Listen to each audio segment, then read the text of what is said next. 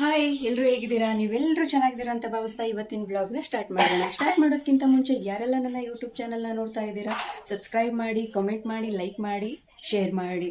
ಹಾಗೆ ಇವತ್ತಿನ ರೆಸಿಪಿ ನಾನು ಆಲ್ರೆಡಿ ತಮ್ನಲ್ಲಿ ಹಾಕಿದ್ದೀನಿ, ಅದನ್ನೇ ಮಾಡ್ತಾ ಇರೋದು.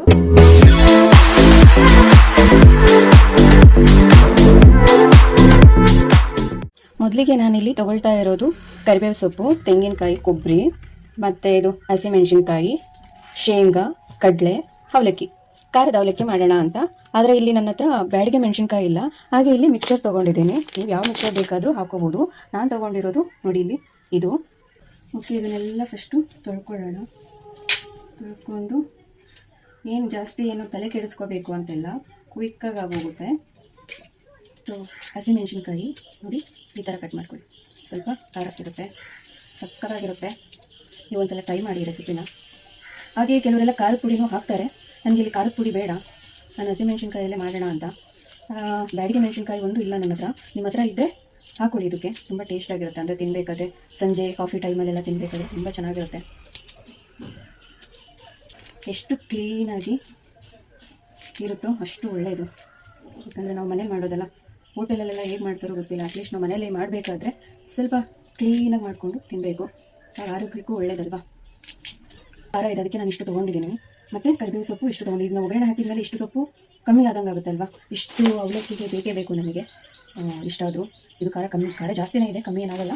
ಸೊ ನೀವು ಇದಕ್ಕೆ ಬ್ಯಾಡಿಗೆ ಮೆಣಸಿನ್ಕಾಯಿನೂ ಹಾಕೊಳ್ಳಿ. ಇದು ಹಸಿಮೆಣಸಿನ್ಕಾಯಿ ನೀವು ಜಾಸ್ತಿ ಹಾಕ್ತೀರ ಅಂದರೆ ಬ್ಯಾಡಿಗೆ ಮೆಣಸಿನ್ಕಾಯಿ ಒಂದು ಇಲ್ಲಾಂದರೆ 2 ಸಾಕು. ಚಿಕ್ಕ ಚಿಕ್ಕದಾಗಿ ಕಟ್ ಮಾಡಿ, ಓಕೆನಾ. ಈ ಥರ ಅಲ್ಲ, ಇದಕ್ಕಿಂತ ಸ್ವಲ್ಪ ಚಿಕ್ಕ ಚಿಕ್ಕದಾಗಿ ಸೀಸರಲ್ಲಿ ಕಟ್ ಮಾಡಿಬಿಟ್ಟು ಬ್ಯಾಡಿಗೆ ಮೆಣಸಿನ್ಕಾಯಿ 2 ಹಾಕೊಳ್ಳಿ. ಇಷ್ಟು ಹಸಿಮೆಣಸಿನ್ಕಾಯಿ ತೊಗೊಂಡಿದ್ದೀರಾ ಅಂತ. ಇದು 1 kg ಇದೆ. ಎಸ್, ಇದು 1 kg ಇದೆ.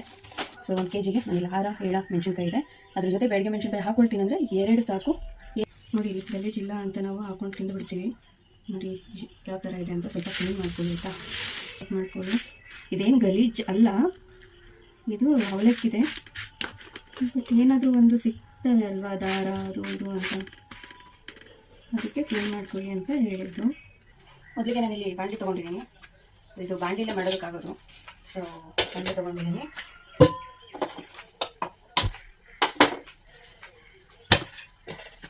ಸ್ವಲ್ಪ ಬಿಸಿ ಆಗಲಿ, ಬಾಣಲೆ ಬಿಸಿ ಇಟ್ಟಿದ್ದೀನಿ. ಎಣ್ಣೆ ಇಲ್ಲಿ 4 ಟೀ ಸ್ಪೂನ್, ಸ್ವಲ್ಪ ದೊಡ್ಡ ಸ್ಪೂನು ಇದರಲ್ಲಿ ನಾನು ಎಣ್ಣೆ ಹಾಕ್ಕೊಂಡಿದ್ದೀನಿ. ಸೊ ಎಣ್ಣೆ ಬಿಸಿ ಆದಮೇಲೆ ಏನು ಕಟ್ ಮಾಡಿದ್ದೀನಿ. ಸಾರಿ, ಆ್ಯಕ್ಚುಲಿ ನಾನು ವ್ಲಾಗ್ ಮಾಡೋದಕ್ಕೆ ಇಟ್ಟಿದ್ದೆ, ಅದು ವ್ಲಾಗ್ ಆಗಿಲ್ಲ, ನಾನು ಆನ್ ಮಾಡಿಲ್ಲ. ಸೊ ನಾನಿಲ್ಲಿ ತೋರಿಸ್ತೀನಿ ನೋಡಿ. ನಾನು ಫಸ್ಟು ಎಣ್ಣೆ ಹಾಕ್ಕೊಂಡೆ 4 ಟೀ ಸ್ಪೂನು.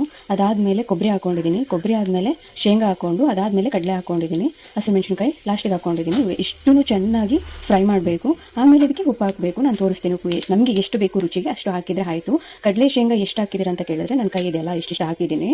ನನಗೆ ಕಪ್ ಅಳತೆ ಮತ್ತೊಂದು ಅವೆಲ್ಲ ಗೊತ್ತಿಲ್ಲ ನನಗೆ, ಅವೆಲ್ಲ ನಾನು ಅಳತೆನೂ ಮಾಡಲ್ಲ. ಅಕ್ಕಿ ಮಾತ್ರ ನಾನು ಅಳತೆ ಮಾಡಿ ಮಾಡೋದು, ಅನ್ನ ಮಾಡೋದಾದರೆ. ಸೊ ನಾನು ಅಲ್ಲಿ ವ್ಲಾಗ್ ಆಗ್ತಾ ಇದೆಯೇನೋ ಅಂತ ಆನ್ ಮಾಡಿಟ್ಟಿದ್ದೀನಿ ಅಂತ ನನ್ನ ಪಾಡಿಗೆ ನಾನು ಮಾಡ್ತಾ ಇದ್ದೀನಿ. ಸಾರಿ. ಸೊ ನೆಕ್ಸ್ಟ್ ಟೈಮು ಇಲ್ಲ, ನೀವು ಆ ಥರ ಎಷ್ಟು ಹಾಕ್ತೀರಾ ಏನು ಅದನ್ನು ಕ್ಲಿಯರಾಗಿ ತೋರಿಸಿ ಅಂದರೆ ನಾನು ನೆಕ್ಸ್ಟು ಕರೆಕ್ಟಾಗಿ ನಿಮಗೆ ಮಾಡಿ ತೋರಿಸ್ತೀನಿ. ಉಪ್ಪು ಹಾಕ್ತಾ ಇದ್ದೀನಿ, ರುಚಿಗೆ ಎಷ್ಟು ಬೇಕು ಅಷ್ಟು. ಮತ್ತು ನೋಡ್ಕೊಂಡು ಕೂಡ ಹಾಕ್ಬೋದು, ಏನೂ ಆಗಲ್ಲ. ಲಾಸ್ಟಿಗೆ ನಾವು ಮಿಕ್ಸ್ ಮಾಡ್ತೀವಲ್ಲ ಆಗ ಸ್ವಲ್ಪ ತಣ್ಣಗಾಗಲಿ, ಓಕೆನಾ. ಅದಾದಮೇಲೆ ಅವಲಕ್ಕಿ ಹಾಕ್ಬಿಟ್ಟು ಮಿಕ್ಸ್ ಮಾಡಿ. ಮಿಕ್ಸರ್ ಕೂಡ ಇದ್ದಾವಲ್ಲ, ಈಗ ನಾವು ಮಿಕ್ಸರ್ನ ಹಾಕಿದಾಗ ಏನಾಗುತ್ತೆ ಅಂದರೆ ಅದು ಫ್ರೈ ಆಗುತ್ತೆ ಮತ್ತು ತುಂಬ ಸಾಫ್ಟಾಗಿ ಹೋಗುತ್ತೆ, ನಮಗೆ ಗರಿಗರಿಯಾಗಿ ಸಿಗಲ್ಲ. ನನಗೊಂದ್ಸಲ ಆ ಥರ ಆಗಿದೆ. ಅದಕ್ಕೆ ನಾನು ಇದನ್ನು ಸ್ವಲ್ಪ ತಣ್ಣಗೆ ಮಾಡಿಕೊಂಡು ಅವಲಕ್ಕಿನ ಹಾಕಿ ಚೆನ್ನಾಗಿ ಮಿಕ್ಸ್ ಮಾಡಿ ಲಾಸ್ಟಿಗೆ ನಾನು ಮಿಕ್ಸ್ಚರ್ನ ಆ್ಯಡ್ ಮಾಡ್ಕೊಳ್ತೀನಿ. ಇಲ್ಲಿ ಇದು ನೋಡ್ಬೋದು ತಣ್ಣಗಾಗಿದೆ. ಇವಾಗ ನಾನು ಅವಲಕ್ಕಿನ ಮಿಕ್ಸ್ ಮಾಡ್ತೀನಿ.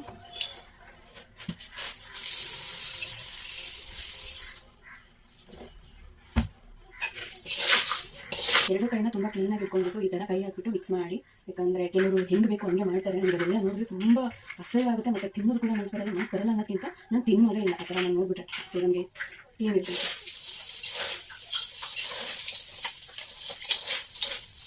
ಎರಡು ಕೈ ಹಾಕಲೇಬೇಕು ಅಂತ ಇಲ್ಲ, ಸೊ ಒಂದೇ ಕೈ ಹಾಕೊಂಡು ಕೂಡ ಮಿಕ್ಸ್ ಮಾಡ್ತೀನಿ. ಏನು ಆಗುತ್ತೆ ನಿಮಗೆ ನನ್ನ ಮಗಳು ಕಾಣಿಸ್ತಾ ಇದ್ದಾಳೆ ಅನ್ಸುತ್ತೆ, ಬರೋದು ಹೋಗೋದು. ಬಂದು ನೋಡ್ತಾ ಇದ್ದಾರೆ, ಏನು ಮಾಡ್ತಾ ಇದ್ದಾರೆ ನಮ್ಮ ಮಮ್ಮಿ ಅಂತ.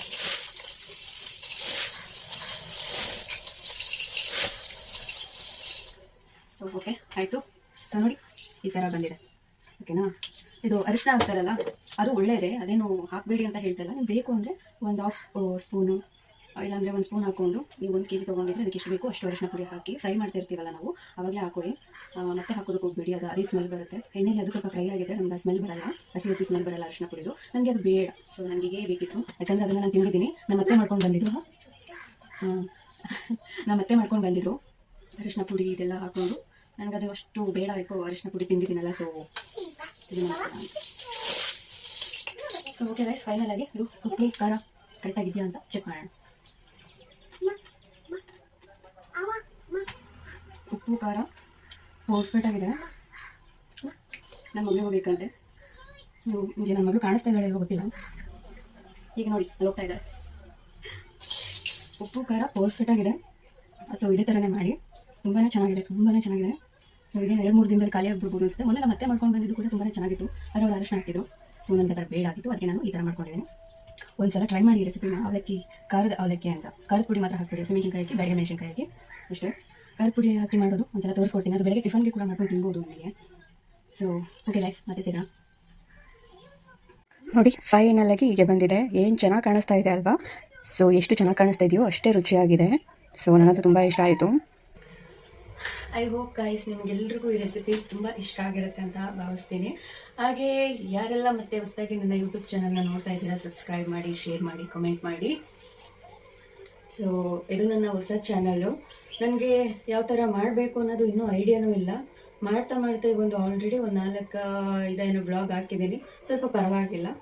ಸೊ ನೀವು ಯಾರಾದರೂ ಹೇಳಿದ್ರೆ ನಮಗೆ ಗೊತ್ತಾಗುತ್ತೆ ನಾವು ಹೇಗೆ ಮಾಡಬೇಕು ಅಂತ.